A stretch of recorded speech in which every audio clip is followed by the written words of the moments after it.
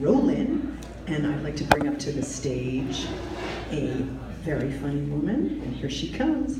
Everyone, let's welcome Helene Witt. Did I say that right? Okay. Thank you. Wow, thank you. Let's hear it for our MC. I don't know her name either. Wow, there's nothing like spending the evening with your friends that you work with and hearing about their sex life. Let me tell you. I didn't know this is what I signed on for when I was in traffic for 3.5 hours from Queens. But coming to New Jersey is really exciting for a New Yorker, but going home is better because you see that sign on your way home over the George Washington Bridge to New York. It says, Guido Eats It, welcome to New York. You feel right at home. There's a town in New Jersey that is very sentimental to me because I used to be married many years ago, and my husband had a really wild, I'll never forget that night in Clifton, New Jersey. Trouble is, my husband had a wild night in Clifton, New Jersey, but I was not there. Thus, I'm divorced now. But I'll tell you more about that. First, I'll tell you, you talked about teaching, and John, you're a substitute teacher, and your kids go to school. I used to be a teacher in New York City. It was a really tough school. Really tough school. Thanks for asking, John and Carson. You walk in the building and you see the school colors, black and blue. Dried blood red, black and blue. Teacher, how do you tell time?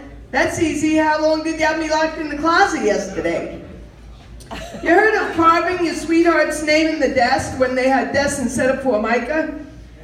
These kids carved their sweetheart's name in their sweetheart. Really tough. They don't just chew their pencils, they swallow the erasers. Very tough. And you know, in New York City, everything is called a teachable moment, no matter what happens in the classroom. So Johnny was strangling Jimmy to death, and he goes, "He choked me, terrible!"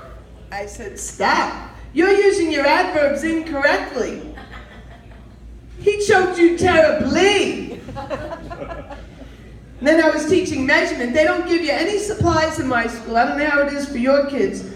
But I had to buy everything or bring it from home. So I was teaching measurement, and I brought in 3 scales: my bathroom scale, my Weight Watcher scale, and my cocaine scale. I'm only kidding in that. Don't tell everyone at work. I never went to Weight Watchers. But that scale they have has a great plastic container for a banana split. The 2nd grade girls in my school had a gang. It's kind of sad. But they used to take the milk containers off of my girls' lunch trays. That was the initiation. So I named them the Half Pints. And the leader of the gang was called the Dairy Queen. And famous people went to my school. It's called PS 140 Queens. It's a real school. That's why I gave you the name. You can Google it. The Duke Ellington School. Famous people went to my school. One was a newscaster from Fox 5, Carol Jenkins, and 2 were athletes. And then the ATM Bandit went to my school. Very proud of that. So I'm getting older. In fact, some of you are looking at me going, "Is that the love child of Barbara Streisand and Barry Manilow?" I'm not, but I'm getting older, and I can't be their love child because I'm their age, and I'm retired from teaching. But, you know, I try to be positive. You talked about being 60 and saying you're 60, so people say, "Wow, I'm older than that." It's great. You know why? Because you girls complain about going through the change, and before that, you young girls, like Randy, you say like, "Oh, I got the cramps, the PMS," right? You know what I say about all that?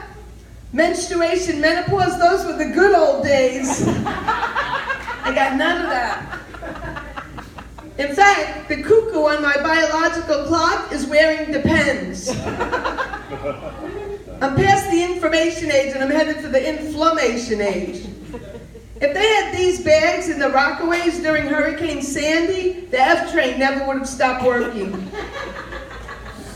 Well, I had tried to have a positive attitude, Did I already? I forgot if I said this joke about woo. You lose your memory when you get past the when that stuff isn't flowing anymore. You just lose your memory. No, I didn't tell the joke yet. But I'm losing my hair. You talked about all that other stuff where it grows and it stops growing, like under your arms and on your legs, right? And well, I don't know about your age, and that I shouldn't have said that. Anyway, I have something new. I'm losing my hair. You can't tell, but I know where it's going. It's going to my knuckles. And I don't have varicose veins because I changed the name. I call the varicose veins the Google map to adventure. This road takes you to the Sterling Forest. Oh, you came unscrewed there. This road takes you to the Sterling Forest, and Randy, I know you're young and you have that Brazilian and all. I got the Sterling Forest there. And this road takes you to the Dead Sea. So I have a minute left. I'll just tell you, I've been married a couple of times. So I don't have a minute. That's it. Okay, so I've been married a few times. So I was married to a Jewish guy first, and then I was married to a Chinese guy. So people say, what's the difference? I said, there's no difference. They're both cheap sons of a bitches that drive terribly. Thank you very much. All right. Elaine Witt, everyone. Funny. Alrighty. Oh, fun. All right, I'm just going to keep this ball rolling, this show rolling, and bring up to the stage a very funny lady and a very, very dear friend of mine, Kim Johnny. Renee, you don't want to make out with me, you just want to make out with Candace, you bitch. I feel like I know you guys. You know what? Marriage, hair, English major. I'm a teacher, and we just went back to school. Today was the first day with the kids.